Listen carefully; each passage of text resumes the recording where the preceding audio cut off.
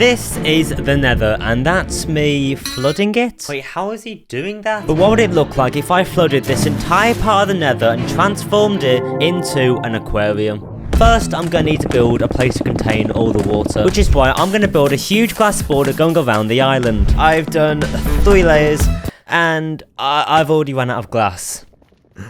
I've got to do 64 layers of this. But I'm a man on a mission, so I will not give up until I've gathered all of the sand. So I built this sand farm, which produces over 78,000 sand per hour. That's a lot of sand. Now the reason I'm doing this is because for the past month, my friend Chief has been begging me to build my base every single day.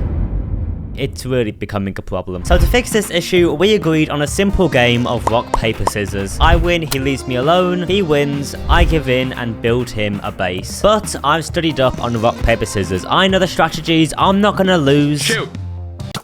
I won. That was gun. I win. Build me a house. Fine. If he wants a base, I'll give him a base. You're building me a proper base or I'm putting a roof on your house. See ya.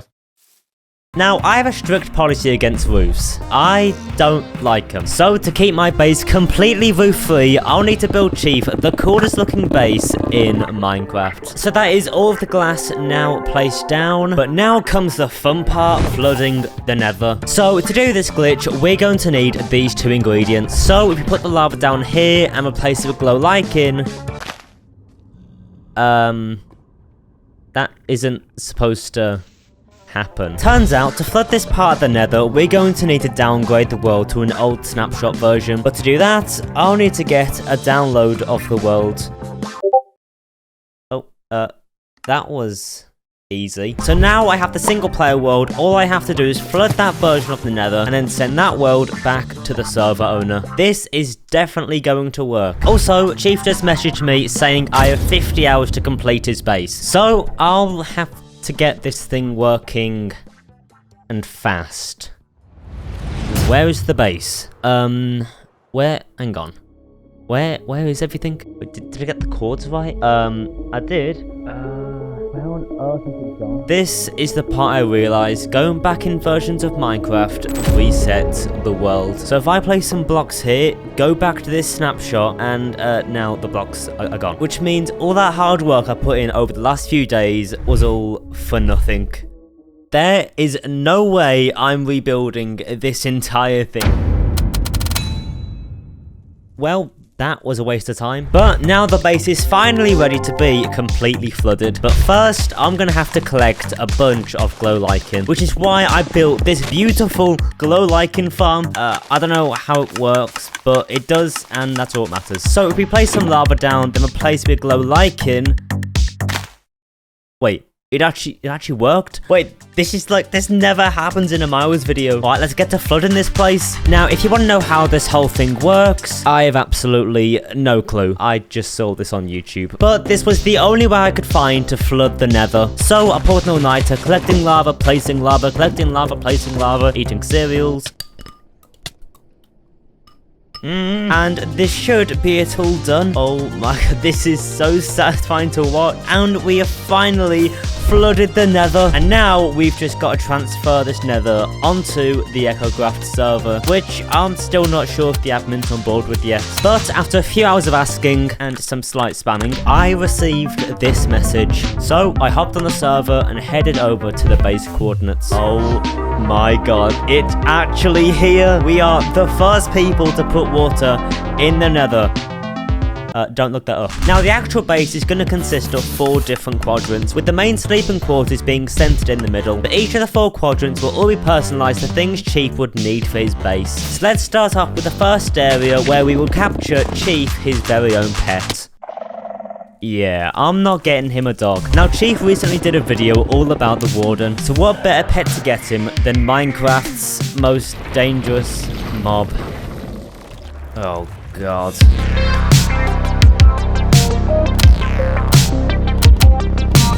Oh.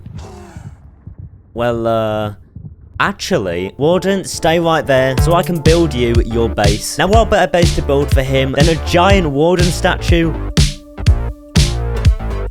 That's looking pretty good. And now to make the actual cage for the Warden. And we're done. So now the Warden statue is finished, we can now bring the Warden to his new home.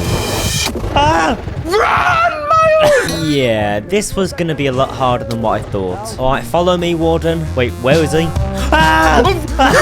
Jesus Christ!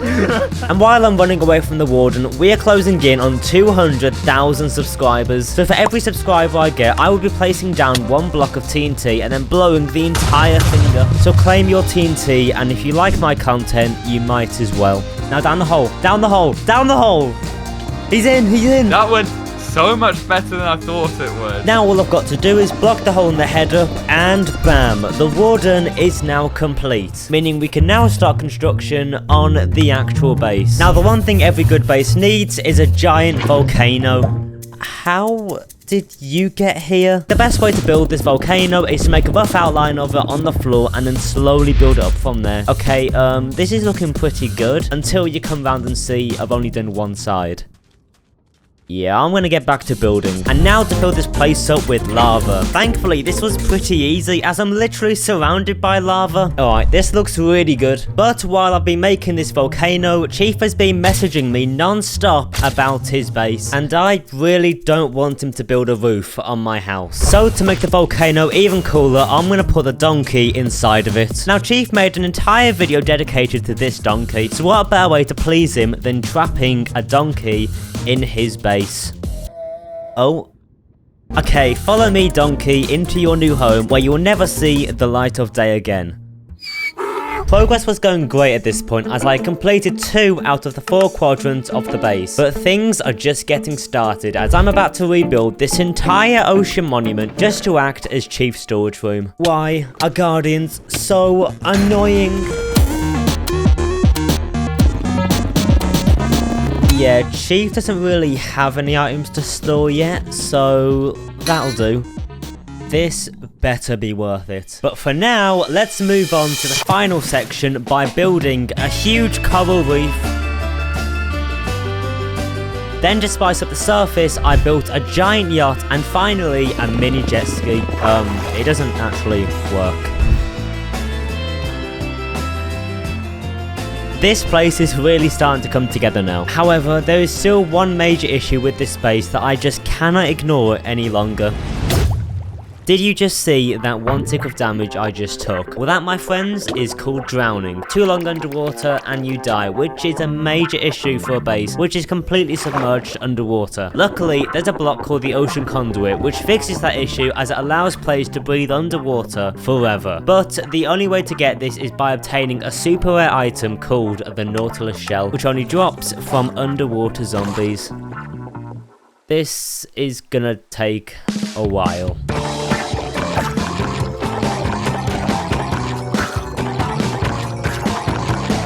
I've killed so many drowns and I haven't even gotten a single shell, which I'm not surprised by, as this item has a whopping drop rate of 0.8%, meaning on average I'll have to kill 1,250 mobs just to get 1 shell. Did I mention I'll need 80 for this project? So if I'm going to finish this base sometime in this 50 hours, I'm going to need a much faster method of gaining these shells, which is why I welcome you to the Drowned Farm 2000. This farm has been said to spawn over 2,000 drowns per hour, so if this doesn't work, I don't know what I'll do. Yes, it's not the prettiest sight, but as you can see, it's spawning in a lot of drowns, which is exactly what I need. So when we kill a bunch of them, there should now be a bunch of Nautilus shells. Maybe not. We got some tridents though, but I'm not giving up that easily. I will not stop killing these mobs until I get those shells. Oh, wait, I just saw one. Yes, we finally got one. Now, just 79 more to go. I left the farm going overnight to gather as many shells as possible. Now we can stop the farm and see how many shells we got. Oh my god. It actually worked. There's so many shells. And bam, the entire base is now completely drown proof, meaning we can finally start construction on the very last build of the base. This will be Chief's sleeping quarters, where he can brew potions, smelt a bunch of items, and even store his vast collection of netherite shoes, because, you know, he steals shoes for a living. On top of that, I even built an extra ocean conduit to allow him to breathe outside the glass walls. And with that, we are done. The entire base is now completely ready for Chief to move in, and I just hope that after all this effort, this base will truly be enough for Chief. Alright, Chief, welcome to your new base. What? What the heck? Is this my ocean? This is your ocean, Chief. Alright, firstly, this is your new pet Warden, Chief. Uh-huh. He sounds really sweet. What's his name? Daryl? I think he's a Capricorn. Go on, get in the cage with him. Go on, go on. No, his name's Bob. Wait! Chief, run. Chief, run. Get down, get down, get down. No! Wait a minute. Hold on a second. We're in the Nether. Yeah.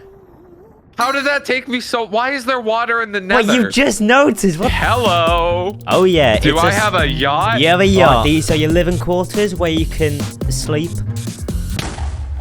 Chief! Why would you do that? I forgot we're in the Nether. So, Chief, you're not going to put a roof on my base, right? Well, I didn't. Wait, what? Are you kidding me? How could someone do this to my base? Why would the